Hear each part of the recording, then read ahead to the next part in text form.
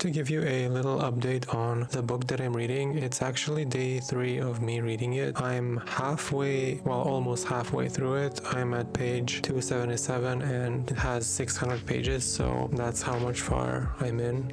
It's not focusing, but you can see it. I find it okay for now, I think. It's basically like you're watching a really good Nordic drama or like thriller murder mystery drama, but I think I'm going to wait until I'm done to tell you what I think, because I've seen a lot of people online hate it for some reason, and I don't hate it. Yeah, maybe it's not that fast-paced in the beginning, but I'm not really going to say that it's bad. I like the book. I just think there's some, not really inconsistencies, but some obvious things that I think the people should have done. But I think I'll wait until I'm done reading the book to give you a proper review. But I think I will finish it earlier than I expected, because like I said, I'm almost halfway through and I started reading it 3 days ago. This is the 3rd day, so 2 days ago. So yeah, I'll keep you updated. Hello, good morning. It's currently Sunday morning, 10 a.m.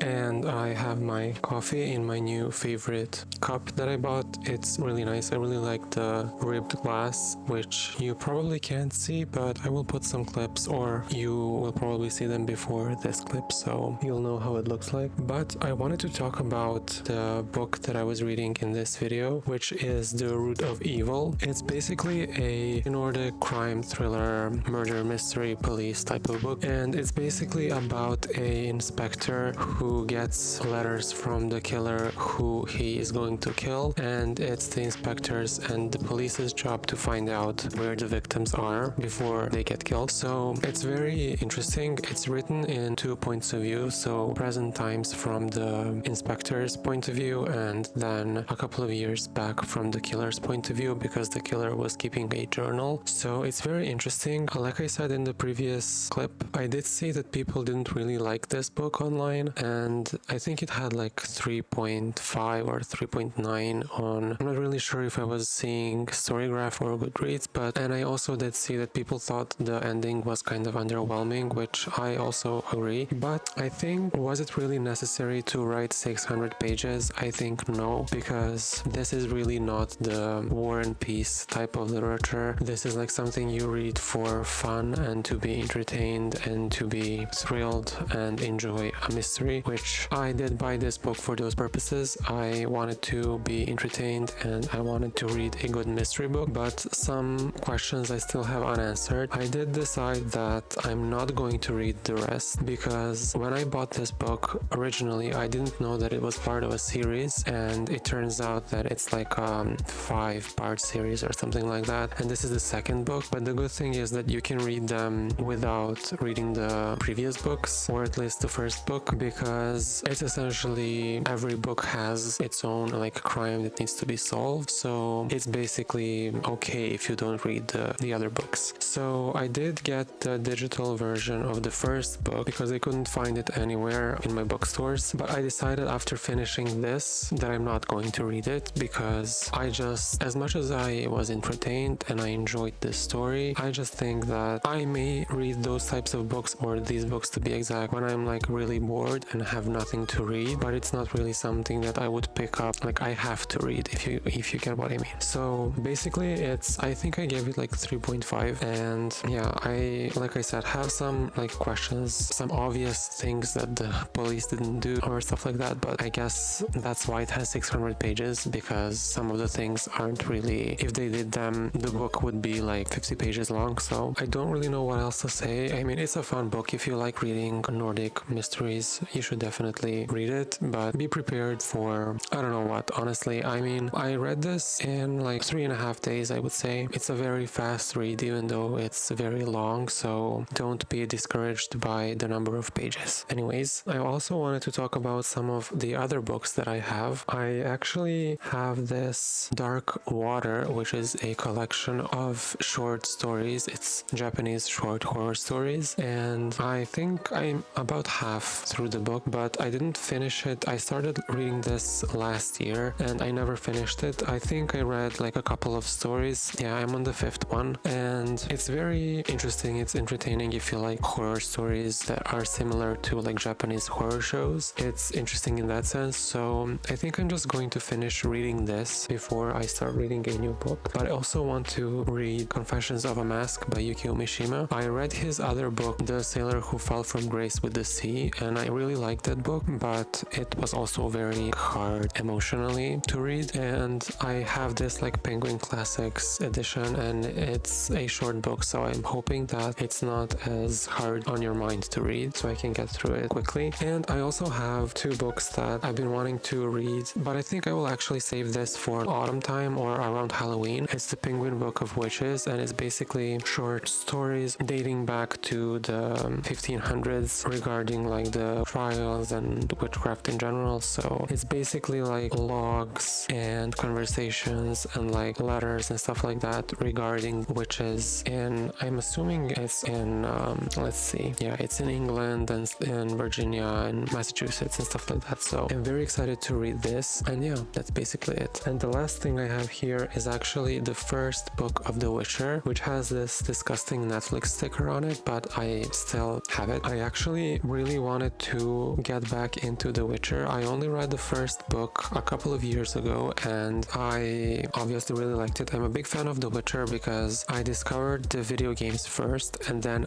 after I went to the books, which I didn't read obviously, but I'm a huge fan of the video games. I also seen the TV show, of course, but I think my favorite Witcher is the first video game, Witcher 1, but I really want to reread the first one and then get back into reading all of the other ones that we have at least. So I think I'm going to do that. I'd like to do that by the end of the year. I'm not really sure if that's possible, probably not, but we'll see. And because I've read some of the books in my library, I decided that I would treat myself to a new book. Let me go get it. So like I said, I decided to buy a new book. This was not really an impulse purchase because I wanted this really badly, and it's Anne Rice's Interview with a Vampire. What else is there to say? It's an iconic book. I've never read any of the Anne Rice books, but I really want to, and I haven't seen any of the seasons of the new show, so I really want to read this before I watch the show. And I know it's really popular right now, and I've seen that it's been renewed for season 4 and it's going to be The Queen of the Damned, so that's very exciting. But I actually wanted to buy the whole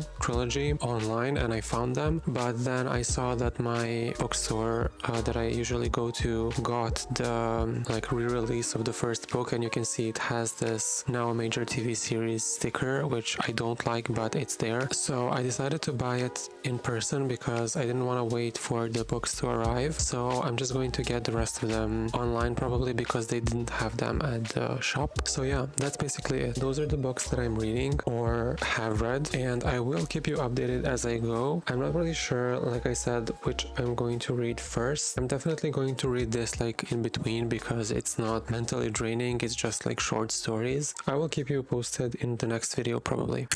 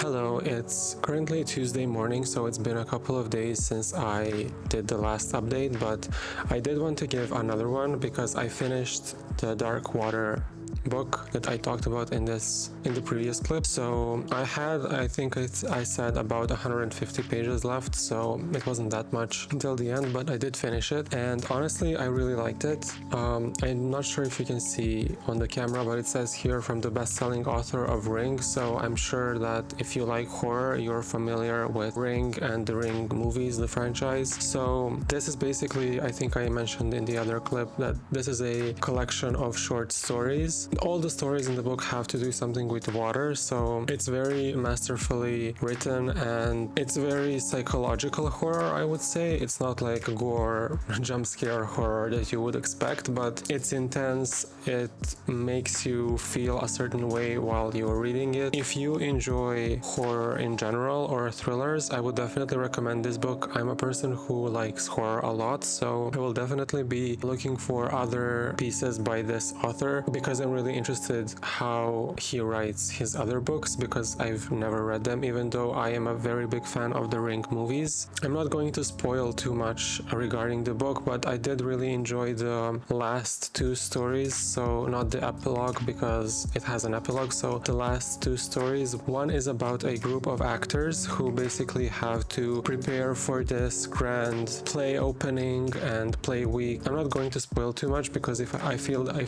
say something, it's going to ruin the story, but essentially it has to do with a building, play actors, and water inside the building. So that's all I'm gonna say. And the last story was about two friends who go hiking and find a ravine or a cave, and they go exploring and they basically get stuck in the cave. So that's where I'll stop with the premise of the story because again, if I say something, I will spoil the entire thing. So really like this book. I recommend if you like horror and thrillers. Yeah, that's basically it. Right after I finished this, I took a short break yesterday and then I started reading Yukio Mishima's Confessions of a Mask. I'm not that far in. I think I read only 8 pages, but I'm going to read this today. It's not a very big book, so I'm hoping that it's not as heavy to read as his other book that I read because it was a challenge. I mean, not like challenge, I didn't understand what he wrote, but it was just very hard to read and heavy, like the story was very heavy.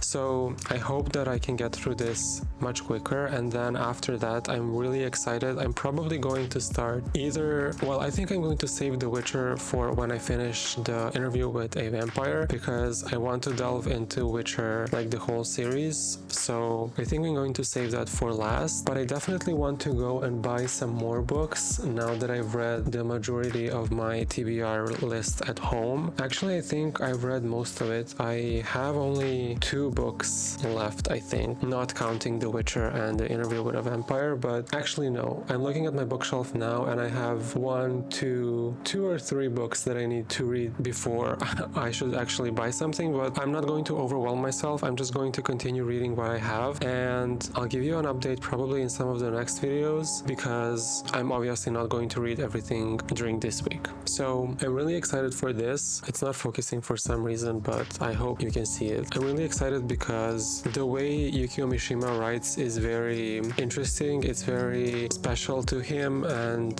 the way he describes things and just sets the mood in general is very special. And so far, the 8 pages that I've read of this book, I really like them, even though it's just like a character introduction, like a background. I really like them, but I'm excited to finish this book. I think it's going to be very interesting, and if you don't know anything about Yukio Mishima, please go and look. He's a very interesting person, to say the least, but he's one of Japan's most important modern writers. So I'm gonna go and read this now and have my coffee, and I'll see you in some of the next clips probably.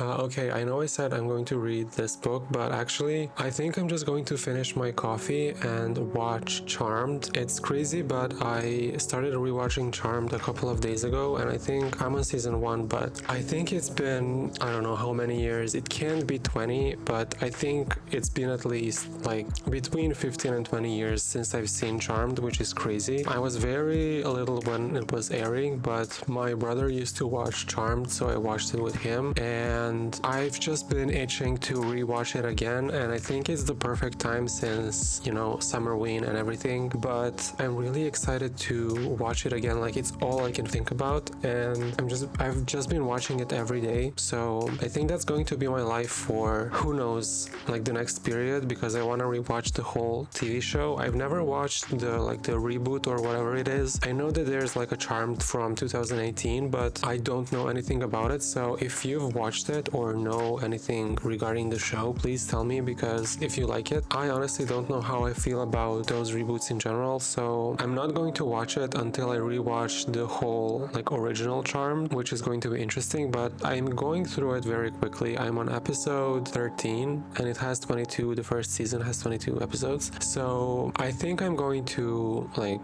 be quick, and the episodes aren't that long. It's going to be interesting, so I'm going to drink my coffee and continue watching, and then I'll read the book probably around noon or something.